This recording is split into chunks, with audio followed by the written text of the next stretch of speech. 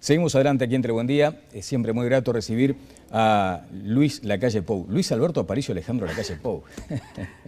¿Cómo anda, Luis? Se ve que pensaban tener solo un varón porque me tiraron con todo lo que tenía en la mano. ¿No? Luis Alberto Aparicio Alejandro Lacalle Pou. Uno advierte aquí seguramente algunos homenajes, ¿no? El más curioso es Alejandro. Alejandro, sí, ¿por qué? Mi abuelo materno, mira. que era ginecólogo y atendía los partos de mi madre. Y la verdad que nunca les pregunté. Luis Alberto es obvio, Aparicio creo que se entiende. También. Mi hermano es Juan José Leandro, por sí. Leandro Gómez. Y ese Alejandro que hay, pero me alegro tenerlo porque es un abuelo divino. No hubo reproches, digamos, por ejemplo, del hijo a los padres para decir, ¿por qué me metiste 4 nombres acá? Y sí, cuando uno es adolescente y ves que en la cédula te metían los 4 nombres, te da un poquito de inseguridad. El día que juré en la Suprema Corte de Justicia como abogado, bueno, leen la partida de nacimiento y una señora al fondo dice, como si no alcanzara con uno solo. Claro, todavía, bueno. Ahí está, el otro día usted comentaba que nadie me vote por ser hijo de Lacalle y que nadie me deje de votar por ser hijo de Luis Lacalle, ¿no? Más o menos ahí es la síntesis de su pensamiento respecto a eso. Es natural que una persona que estuvo desde el año 84, post dictadura, hasta la fecha presente en las elecciones, quede un recuerdo. Mira, ni el año me pasa en el interior y en Montevideo, ayer 4 actos en Montevideo, gente que te dice, voté a su bisabuelo, voté a su padre, le va a votar a usted. Y es muy lindo, ¿no? El traslado de afecto, pero es inmerecido, porque en realidad no me conocen, te están regalando un afecto. Yo creo que el que da afecto también vigila, porque ya te entrega una parte de su cariño y te dice, bueno, yo ahora te voy a vigilar que lo cuides. Quizás es más injusto cuando por la cédula te bajan la cortina y te dicen, yo a vos no te doy bolilla. Entonces, medio en broma, medio en serio, bueno, que nadie me vote por ser hijo de Lacalle, pero que tampoco nadie me deje de votar. Neutro, ¿no? Usted decía, ni positivo ni negativo, que sea neutro. Exacto. Bueno, y le embarró, le dijo a sus allegados el otro día, como consecuencia de estas declaraciones, de la presentación del equipo técnico. No recuerdo haber dicho ese término, a ver. La verdad. Sí, cuando uno usa palabras que pueden haber agraviado a alguien, me parece de un ser humano lógico pedir disculpas. A mí me gusta que me pidan disculpas cuando me equivoco. Y yo llamé por teléfono a 2 personas que las tengo consideración y que respeto su dolor y cómo lo han llevado dignamente. Le dije, mirá, me dijeron, sabemos cómo sos, sabemos lo que pensás, pero sobre el tema puntual, yo pertenezco a una generación que si no da vuelta a la página y tenemos que esperar, como dijo el presidente de la República, que estemos todos muertos para perdonar. Fíjate qué increíble, la muerte antes que el perdón. Claro. Olvidar no se va a olvidar y la gente más cercana tampoco lo va a olvidar. ¿Y cómo se da vuelta esa página? Yo creo que respetando el dolor de la gente y el error que yo cometo puntualmente habla sobre la búsqueda.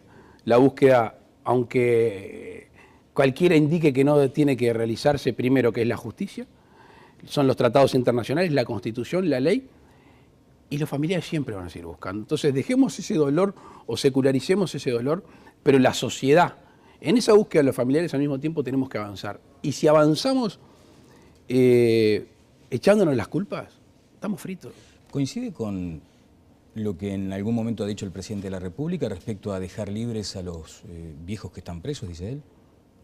Son opiniones, pero los gobernantes tenemos que ampararnos a la ley. La gente le hacemos cumplir la ley y nosotros a veces parece que tenemos coronita.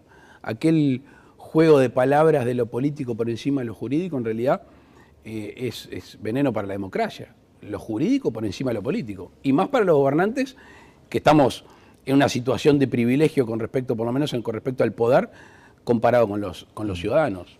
Sobre el tema puntual, decía usted, fue lo que sucedió. Después hay un tema mucho más abarcativo, más general, que es el error en la campaña, ¿no? De errores en campañas podríamos escribir varios libros desde ya. El asunto a veces son los tiempos, ¿no? Este error, de pronto, un mes antes de las elecciones, ¿hubiera tenido otro cariz? No lo sé medir. Yo soy una persona que se dedica a la actividad política, que para mí es una actividad muy digna, pero soy una persona. Y yo en mi vida trato de ser una buena persona. Y si una buena persona, o en el ejercicio de tratar de ser buena persona, te equivocás, me parece que lo primero que tenés que decir es me equivoqué. No somos perfectos, al revés, somos imperfectos tratando de mejorar todos los días. El daño electoral a un mes, a 6 meses, a 8, como faltan ahora, lo desconozco. Bueno, interesante una columnita del Turco Abdala, de Washington Abdala, a propósito de eso, valorando lo que ha sido la actitud asumida por usted. Si me permite, voy a ocupar algunos minutos, no es lo ideal, pero digamos, voy a leer cuestiones que dijo Óscar Botinelli. Dice, Los que llegan de golpe a un nivel presidencial, habla de errores de campaña, ¿no? Como es el caso de Luis Lacalle Pou, estamos expuestos a la observación de la gente, a sus aciertos y a sus errores. Mucho más cuando es el candidato más joven, más aún, de los candidatos con posibilidades, de partidos con posibilidades. Es decir, de los candidatos que pueden estar en la definición final, de partidos que puedan disputar realmente la presidencia de la República. Lacalle Pou es el más joven desde que la presidencia de la República lo elige directamente la gente desde hace casi un siglo. ¿Tenía este dato usted? No lo tenía. No. Bueno, aporte Botinelli. Por tanto, tiene dos atributos de incertidumbre, que pueden ser su gran fuerza o su gran debilidad. Es nuevo y es muy joven. Novedad y juventud son sus atributos y por ahí puede estar la fortaleza y la debilidad. En resumen, dice Botinelli, hay unos cuantos candidatos, sin duda Vázquez, Larrañaga, Bordaberry, que la gente va a examinar cuánto siguen siendo lo que ellos pensaron, cuánto han mejorado, cuánto han empeorado. Y hay un candidato, Lacalle Pou, que es el caso opuesto. El examen lo va a ir dando a lo largo de la campaña electoral propiamente dicha día por día. Suscribo 100% ese último párrafo. ¿Y esa mochila enorme del día a día? Y bueno, creo que nos exige o me exige a tratar de ser mejor. Nosotros tenemos algunos parámetros con el equipo de trabajo. Todos los lunes de 9 a 1 nos reunimos con un equipo multidisciplinario para analizar lo que se hizo, lo que se viene haciendo, cómo estamos comunicando, si el mensaje genuino que nosotros tratamos de dar no tiene distorsiones, porque a veces uno dice, trata de comunicar una cosa y depende de quién lo escuche, cómo lo escuche y en dónde, o si se lee, si se mira, depende del medio elegido, también es distinto. Y sí, yo comparto con Botinelli que quizás soy un gran signo de interrogación y otros ya son lo que son porque son conocidos. Gente conocida que en el tropezón actuó. ¿No fue un error? ¿Acaso, le pregunto, se le cuestiona a usted su error? ¿Usted le cuestiona el error al otro, a Bordaberry, a Larrañaga, que salieron inmediatamente a decir, miren que si llego a presidente voy a seguir con esto adelante? A mí me parece que este es un tema, el tema sobre el cual se trató, me parece que no es para hacer política. Yo no opino sobre lo que dijo Larrañaga, Bordaberry y algún otro que salió a hablar. No es de mi interés, pero no porque a veces uno no se vea tentado, Daniel. Pero si uno pretende ser gobernante, si yo pretendo ser gobernante, tengo que tratar de no hacer determinadas cosas. Eso es un ejercicio interno que cuesta y sobre todo cuando uno entra en el calor de la campaña cuesta, pero me parece que si estamos en el camino de la excelencia, una de las apreciaciones que uno tiene que tener es cuándo abrís la boca para el bien y cuánto te tenés que callar. Bien. Ante estas diferencias uno se pregunta, bueno, esa lógica que siguen algunos analistas respecto a que Uruguay va camino a un bipartidismo con un polo de centro derecha y otro polo de centro izquierda, parece quedar desvirtuado por estas cuestiones, ¿o no? ¿Se va a un bipartidismo?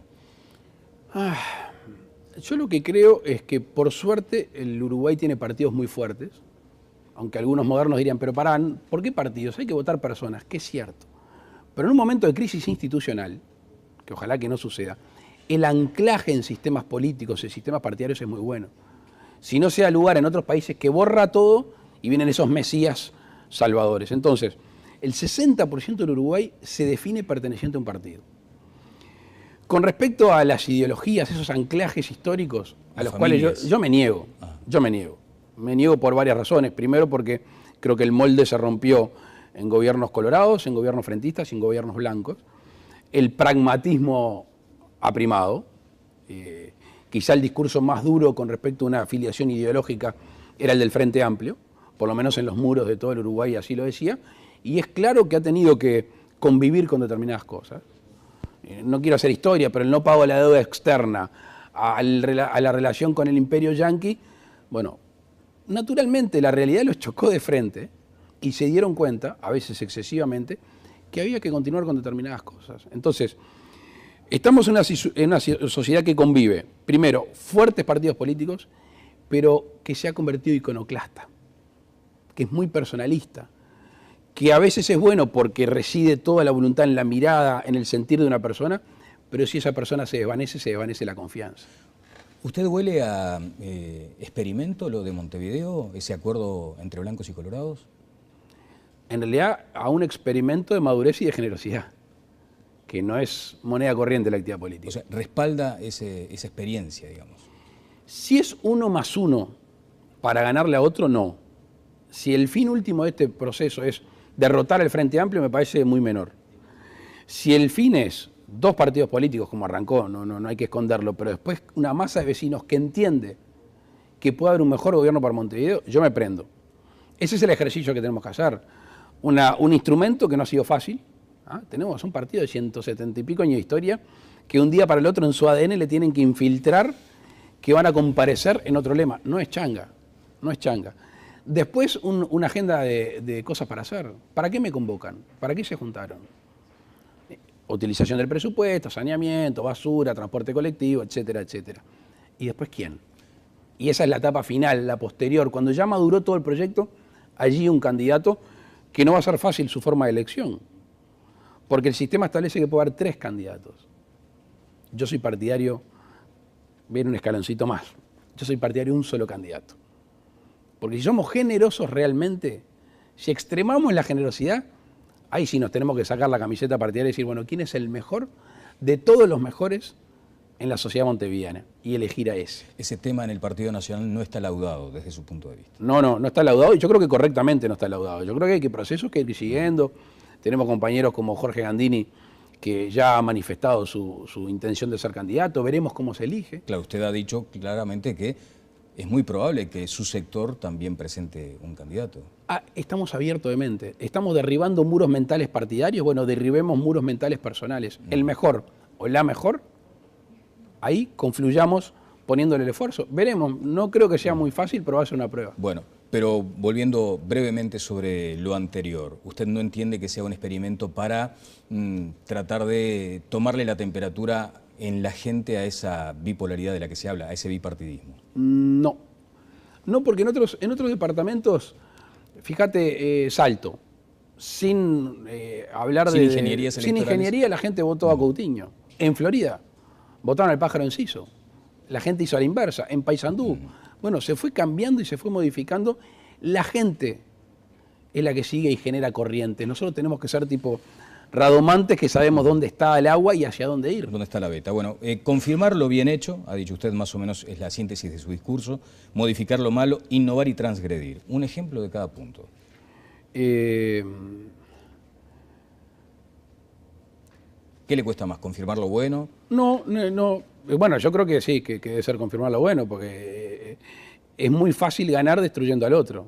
Si al otro sos capaz de elogiarlo, seguramente tengas que hacer más esfuerzo para ser mejor. O sea que vos mismo te estás poniendo la vara bien alta. Dejarlo bueno y también mejorarlo, porque si está ahí, capaz que haya que mejorarlo. El gasto social. Hay que cambiarle la palabra de gasto a inversión social.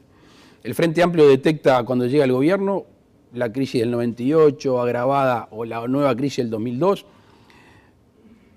antes de que termine el gobierno de Jorge Valle, que es quien empieza a repuntar la situación económica social de nuestro país, queda mucha gente endeudada, mucha gente en la calle, mucho desempleo, una fragmentación social que se hace más acuciante, y ahí se genera el Ministerio de Desarrollo Social, una fuerte inyección en políticas sociales para salir del paso. De ahí a la aplicación, eso es lo que uno cree que hay que mantenerlo, el gasto social, la inversión social. Es más, generar instrumentos para que no se modifique según las condiciones económicas o según quién gobierne. Eso es lo que está bien. Mejorarlo, ¿por qué? Porque si esto termina siendo transferencias del Estado a la gente, continua, yo transfiero, y el Estado que evalúa esas transferencias, es hacerte trampa al solitario. Lo que tenemos que hacer es políticas sociales de desarrollo individual y no asalariando determinada situación social. A ver cómo es eso. Que si las transferencias son continuas, sin modificarlas, sin generar paralelamente desarrollo humano, en realidad queda en eso. Cuando la transferencia tendría que ser situaciones de emergencia. Aquello famoso de, ¿no?, enseñar a pescar y el pescado, bueno. Pero al mismo tiempo que enseñás a pescar, está bien que des pescado, porque si no la gente no ve sus necesidades básicas satisfechas. Pero a la gente le cuesta mucho el dinero en los planes sociales. Mayor muchísimo. énfasis en la contraprestación, de pronto. En el desarrollo individual, en una luz en el fondo del camino. Yo ayer ponía un ejemplo en Camino Maldonado. Los planes sociales son como cuando un chiquilín empieza a andar en bicicleta, que tiene rueditas. Al tiempo lo ves de atrás, le sacás una rueda, se pega 3, 4 palazos, después sigue, le sacás las 2 ruedas y anda solo. Los planes sociales deben ser como esas rueditas que a uno lo ayudan a andar en la vida y después irlas aflojando, pero cuando sabe andar. El tema es que en estos años, por eso digo, mantener el gasto, mantener la inversión, modificarla en el sentido de generar desarrollo social. Con un anclaje en la educación, sin dudas. 100%. Y allí usted no quiere a los sindicatos dominando todo. No, es que lo que pasa es que me parece que estamos confundiendo, que el gobierno de la educación es una cosa y la defensa de determinados sectores laborales son otras. Escuchar a los docentes, escucharnos docentes, por supuesto. Nuestro equipo de gobierno está lleno de docentes. La gran mayoría son docentes. Su equipo técnico lo coordina Pablo da Silveira, un experto en educación. Pablo da Silveira, que está en temas educativos. Tenemos a la profesora Graciela Bianchi, al director Ángel Ramos, a Darío Greni, a Juan Gavito, a Gloria Canclini. Todo gente que es directamente del campo educativo, pero que se presta para hacer gobierno, en el sentido más amplio y más lindo de la palabra. A veces se habla de los compartimentos que están en el medio, por ejemplo el CODICEN o de hecho el Consejo de Educación Secundaria. ¿Usted quiere un escalón más arriba, al MEC? Sí. A ver, la Constitución y la ley no nos permite, ni creo que sea bueno, bypasear el CODICEN.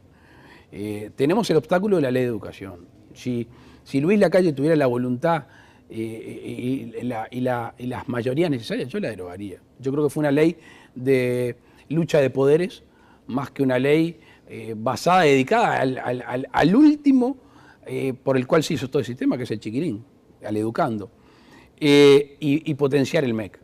Hoy el ministro de Educación y Cultura, no digo varios, la verdad, que no tienen mucho rol en la educación directamente. ¿Y cómo se lo potencia, por ejemplo? O sea, ¿cuáles son las herramientas de las que debe estar munido el MEC para hacer otra cosa? Competencias constitucionales y legales tiene.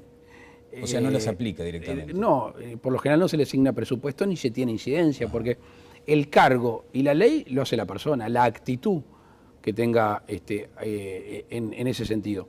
Poder Ejecutivo, MEC, CODICEN y Poder Legislativo van a ser fundamentales en este sentido. Tenemos que ir a una capacitación de docentes. Los docentes de los docentes tienen que ser capacitados y ahí tenemos que abrir la cabeza. Puede ser acá, como puede ser en los mejores lugares del mundo. La nueva reforma bareliana está en que los docentes sean los mejores docentes del mundo para enseñar a nuestros docentes. ¿Usted con ese discurso no teme que de pronto ese sector de la sociedad que son los docentes adviertan como un riesgo para su profesión, un riesgo para su participación? ¿Los sindicatos no se le ponen de punta de primera? Una cosa son los sindicatos, otra cosa son los docentes. Y las tensiones sociales son bienvenidas. Los que dejan sin clases a los chicos son los sindicatos, ¿no? Está, pero digo, a ver, que haya una tensión entre gobernantes y sindicatos no me parece mal. El tema es que se resuelva pacíficamente, que exista cohesión y que el fin último de los sindicatos y de los gobernantes sea mejorar el sistema. Mejorar el sistema, por supuesto, mejoras salariales, mejores condiciones de trabajo, que no hayan escuelas y liceos que se llueven o que no tienen ventanas, y al mismo tiempo política de educación. ¿Usted sabe cuánto gana un docente hoy?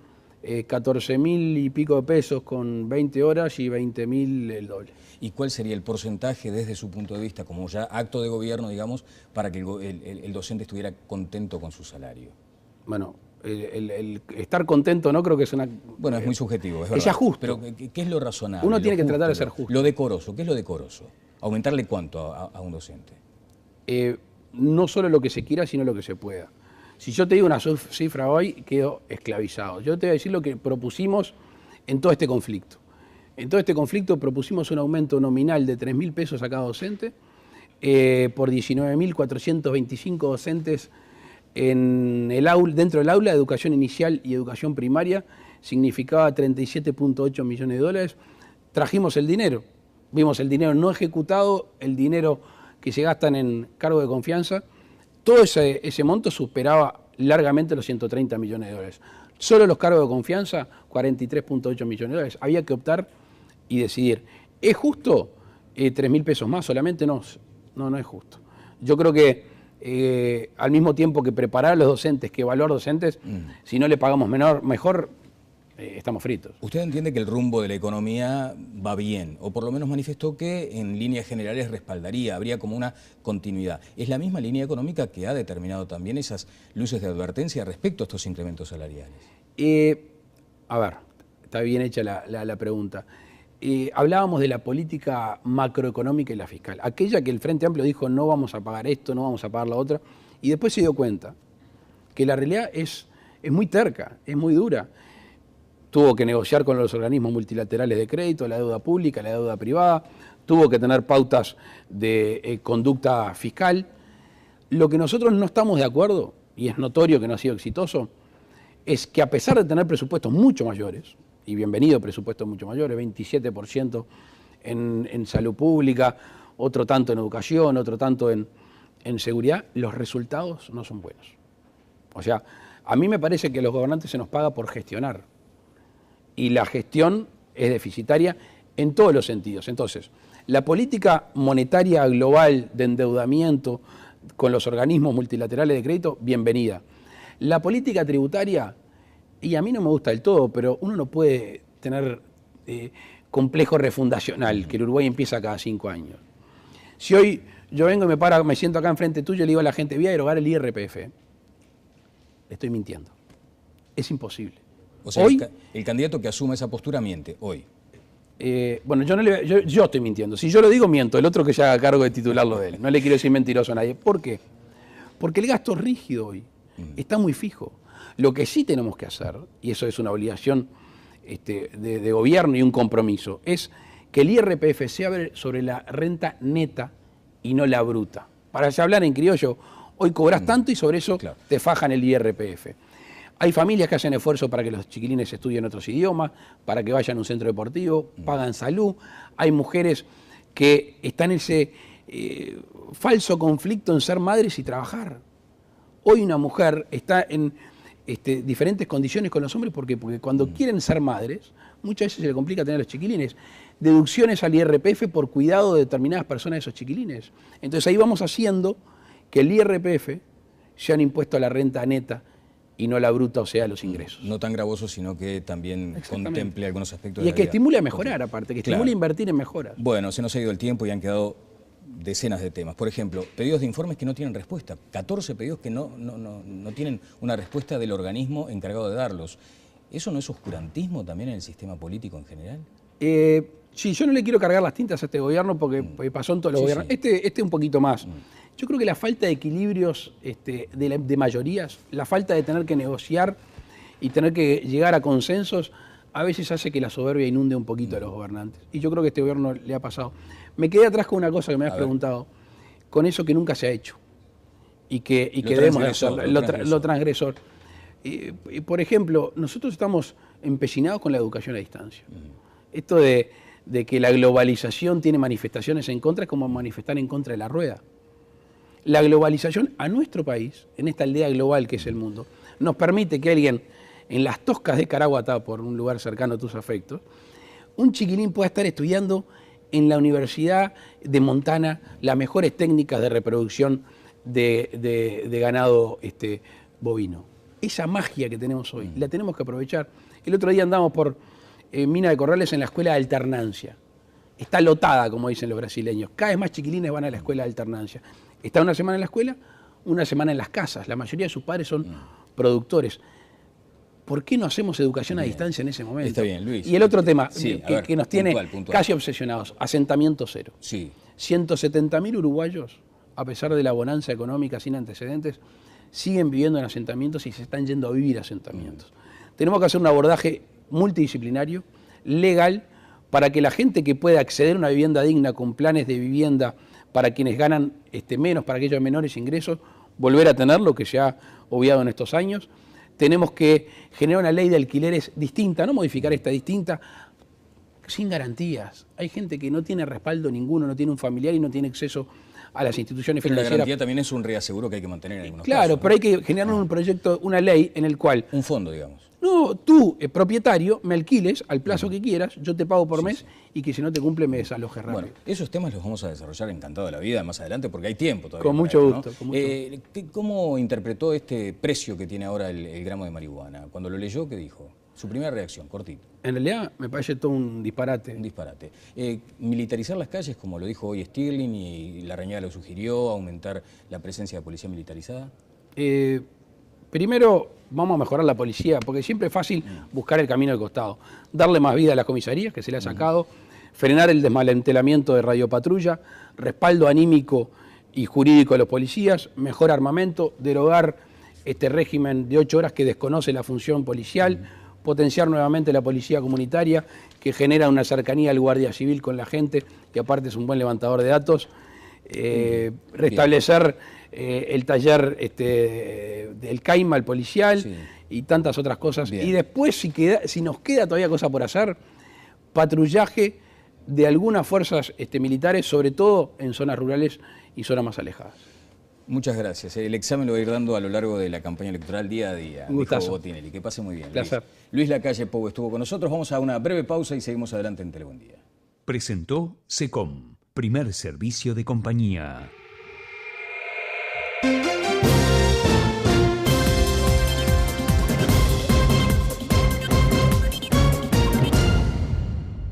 Estamos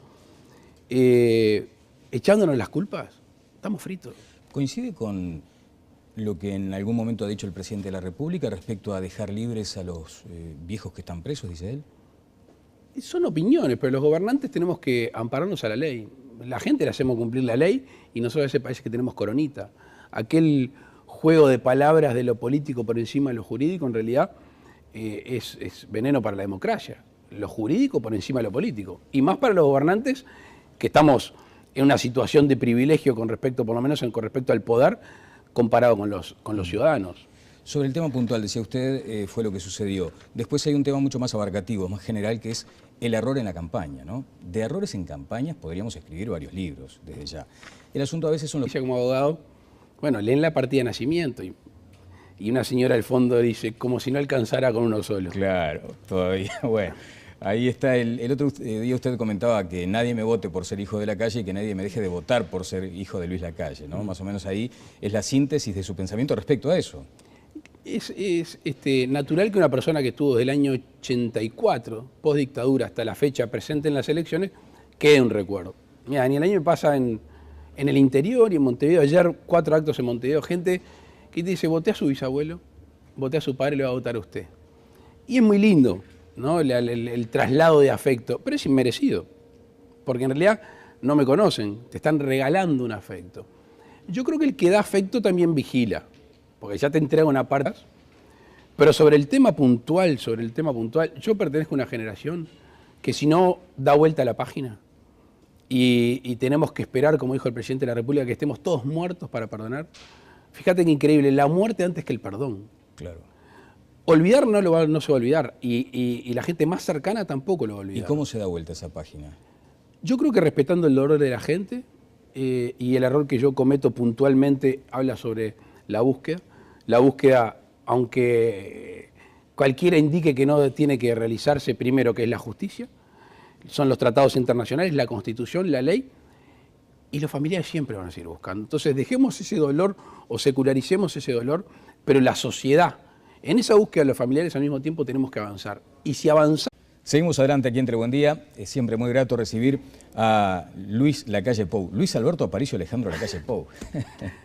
¿Cómo anda, Luis? Se ve que pensaban tener solo un varón porque me tiraron con todo lo que tenía en la mano. ¿No? Luis Alberto Aparicio Alejandro Lacalle Pou. Uno advierte aquí El seguramente más algunos curioso, homenajes, ¿no? El más curioso es Alejandro. Alejandro, sí, ¿por qué? Mi abuelo materno, mira. que era ginecólogo y atendía los partos de mi madre.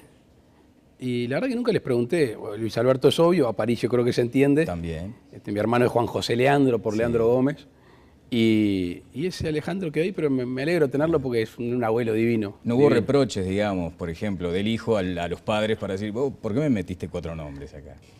Y sí, cuando uno es adolescente y ves que en la cédula te metían los 4 nombres, te da un poquito de inseguridad. El día que juré en la Suprema Corte de Justicia de su cariño y te dice, bueno, yo ahora te voy a vigilar que lo cuides. Quizás es más injusto cuando por la cédula te bajan la cortina y te dicen, yo a vos no te doy bolilla. Entonces, medio en broma, medio en serio, bueno, que nadie me vote por ser hijo de la calle, pero que tampoco nadie me deje de votar. Neutro, ¿no? Usted decía, ni positivo ni negativo, que sea neutro. Exacto. Bueno, y le embarró, le dijo a sus allegados el otro día, como consecuencia de estas declaraciones, de la presentación del equipo técnico. No recuerdo haber dicho ese término, A ver. la verdad. Sí, cuando uno usa palabras que pueden haber agraviado a alguien, me parece de un ser humano lógico pedir disculpas. A mí me gusta que me pidan disculpas cuando me equivoco. Y yo llamé por teléfono a 2 personas que las tengo consideración y que respeto su dolor y cómo lo han llevado dignamente. Le dije, mirá, me dijeron, sabemos cómo sos, sabemos lo que pensás.